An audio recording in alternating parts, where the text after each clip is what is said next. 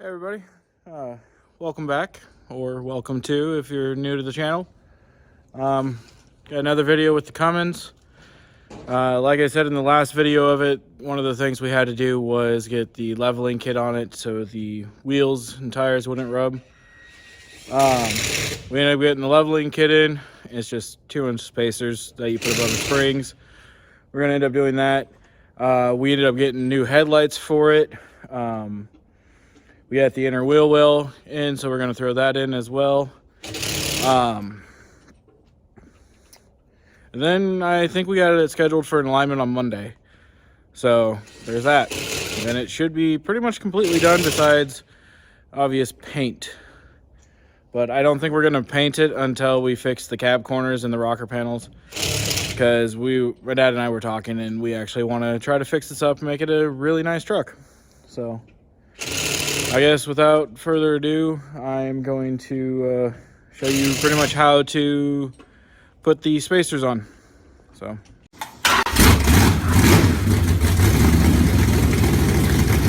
Alright, so these spacers, they will sit up above here.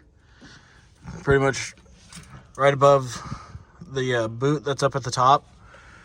And all you really got to do is unbolt your shock. And then we have a spring compressor, which once you unbolt the shock and you get it up and out, you can slide it over. And then you pretty much just clamp these down, compresses the spring, makes it a lot easier to get in.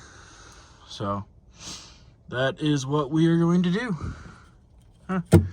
Good thing that thing came with new bolts, because it looks like we are actually missing one. So yeah, all right, let's get started. Alrighty, so as you can see here, we ended up just doing it a different way, because when we went to go take the top of the shock bolt off, the top shock bolt off, it just started spinning the inside of the shock. So I used a 15 and ended up working. They may be different sizes on yours, but did that, undid the bolt from the bottom, and it lifted right up. Well, ours we had to pry a little bit, but yeah, that shock's no good. it's no good? Yeah. Oh, yeah, Rancho's at O'Reilly's. Yeah, that's not good. It should come out a lot faster, I think. I don't think so. Anyway, we're going to debate whether or not this is good or not. We're going to take the other one out and compare it to it, because we know that one's good. So, but yeah, that's how you do that part. Now I'm going to grab the spring compressor and compress that spring. All right, so this is the spring compressor before we try to manhandle the spring out of there and something catastrophically goes wrong, and we end up having to go to the hospital for broken bones or worse. But this is pretty much what you do. You have this hook that's up here. It sits up on the spring. This side pushes down, and you've got two arms there. This was a 3/4 that we put up on there. We used our super long extension to get it from the top and just pushed it down. So we're gonna try to get it out of there without dying. So yeah. All right, so as you can see, shock's out.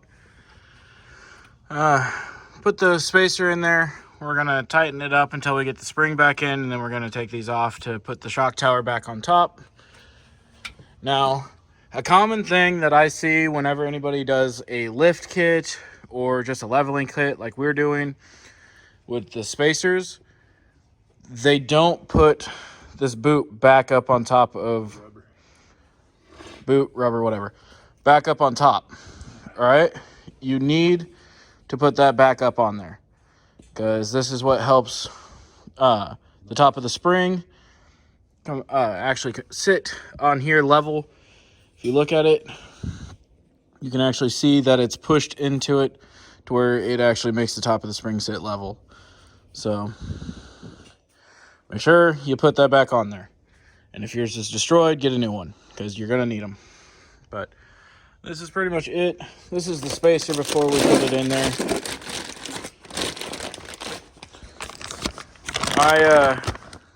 I'm gonna set you down for a minute.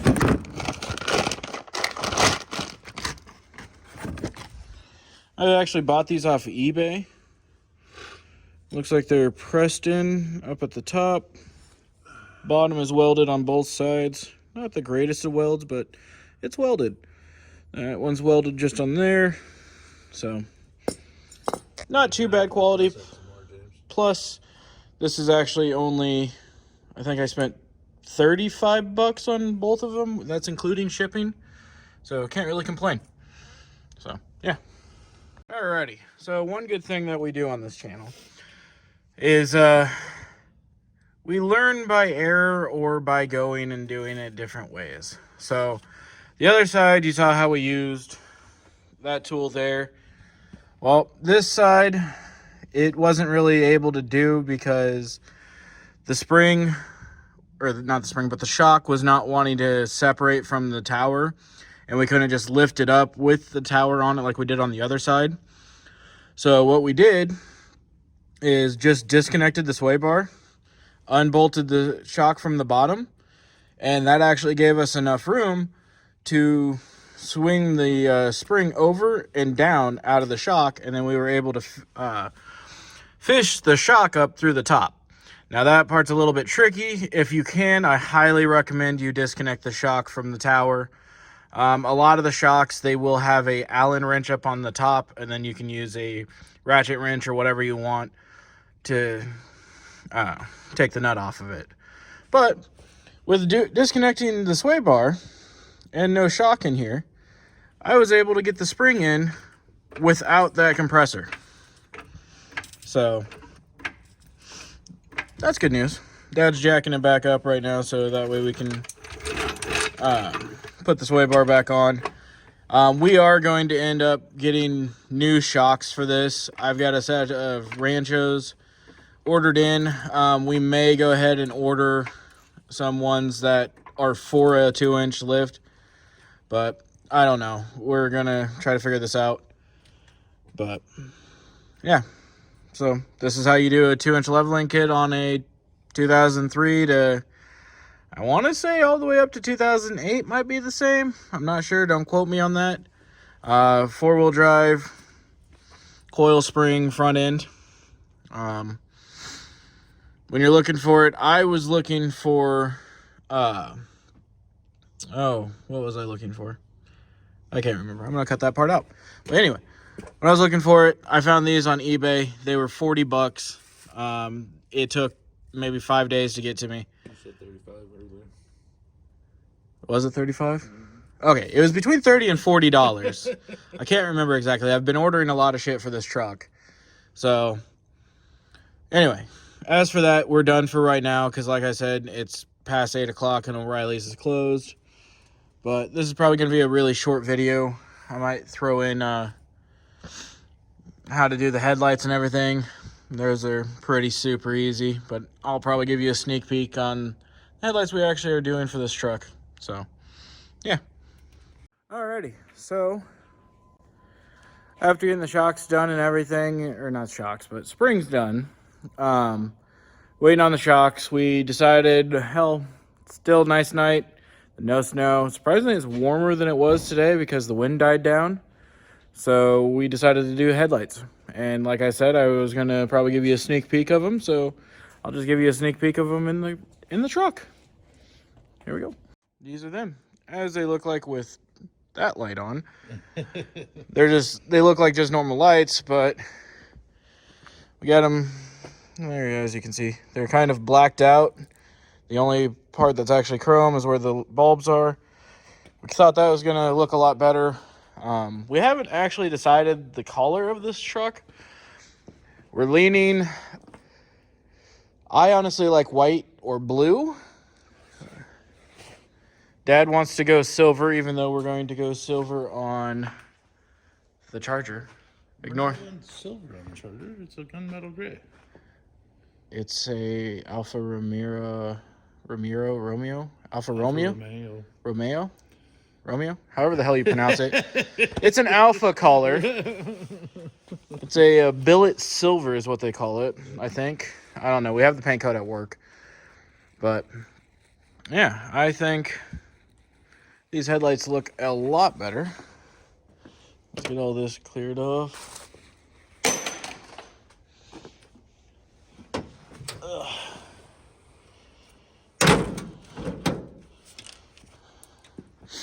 Very dusty. For those of you that don't know, yesterday we actually had tornadoes going through here. Wednesday. It wasn't yesterday.